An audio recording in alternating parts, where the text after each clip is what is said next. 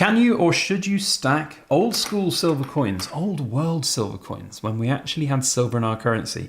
Are they any good? Can you get a decent return on them? Or are they just doomed to be a pile of junk looked down upon by those purists that love their bullion silver to be 999? Let's find out as I'm putting these up for auction on eBay. We'll see how they get on and have a good close look at them in today's video.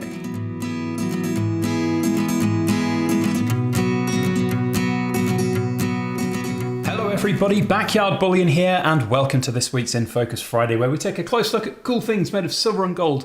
We're going to also ask the question today, so it's a little bit of an In Focus Friday ramble, whether or not old school silver coins, old world, non-pure, non-999, so they could be sterling, they could be 90%, or even lower in their silver purity. Are they a good investment? Are they simply to be regarded as junk?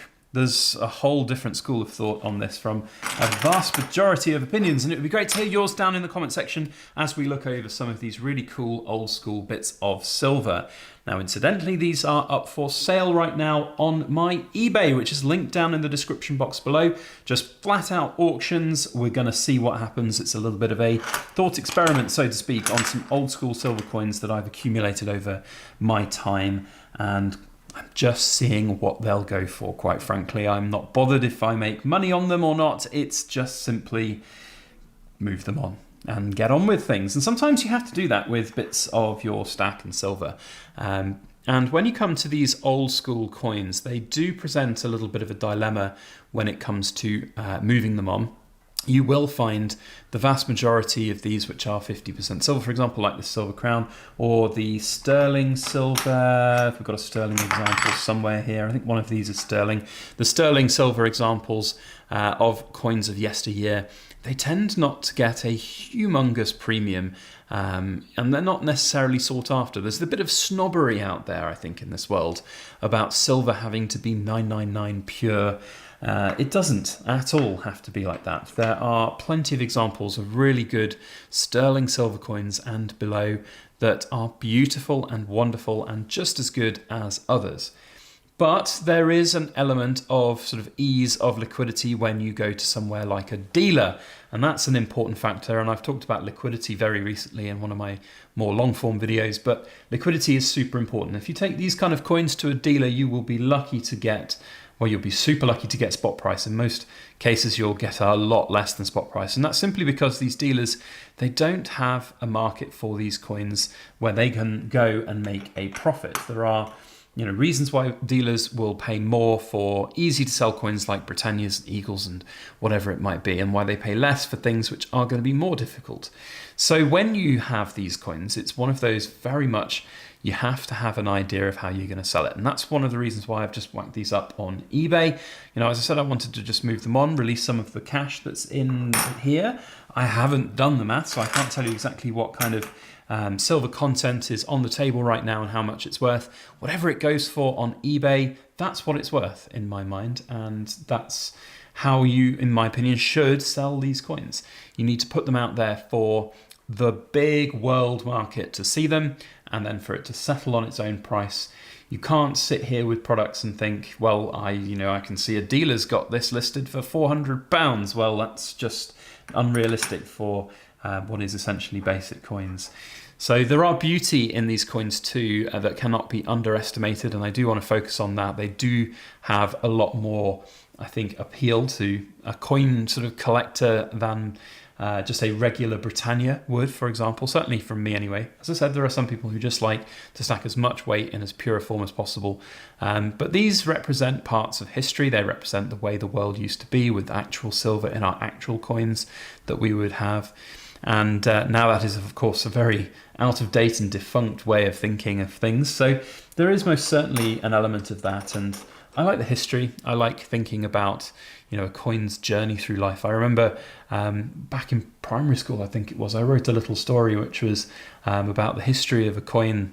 I think I had a coin from my grandfather that was from the 1800s, and I just wanted to write a story about what it's seen and where it's been throughout its history, and that fascinates me. These coins have been around for longer than we have in most cases, certainly when you have a coin like this, and it's Yeah, it's very strange to sort of have that in your mindset of where it is and what's that journey been all the way to me. And of course, the journey of these coins is now going to continue as they move on to their new homes, which I think is always, a fascinating thing. Another good thing about these coins is because they're not pure silver, you can drop them on your table when you're trying to focus with the camera of the lighting being awful. My dear Lord, is it going to focus? There we go.